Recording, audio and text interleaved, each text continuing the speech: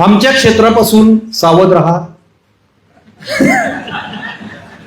मी काय भोगलंय ते माझं मला माहितीये, माझ्या घरच्यांनी काय भोगलंय सोसलंय ते माझं मला माहितीये.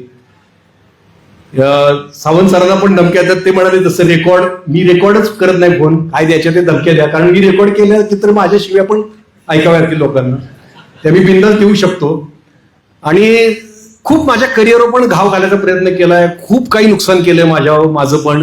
मी पण जर ठरवलं असतं की चला आता आपण मिळेल ते सिनेमे करायचे, आणि तर एवढा मी बरा ऍक्टर आहे की खूप चांगलं काम आता करत राहिलो असतो, आणि या लोकांच्या वळचडीला शेपूट घालून, या लोकांची मान मोडून, या लोकांच्या वळचडीला राहिला असतो. पण मला माहिती की माझ्या महामानवांच्या विचारांची ती गद्दारी असते, ती गद्दारी करून मला यश नाही मिळवायचं.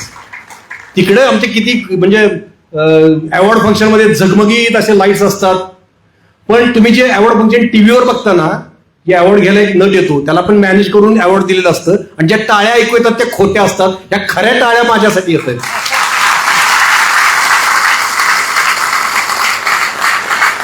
त्या अवॉर्ड फंक्शन पेक्षा कितीतरी मोलाचं आहे हे, मला कितीतरी मोलाचं आहे. म्हणजे त्यांचं ते बोलतात, कौतुक करतात, त्यात सुद्धा विष असतं. त्याच्यापेक्षा तुमच्या कौतुकात किती निर्मळपणा आहे.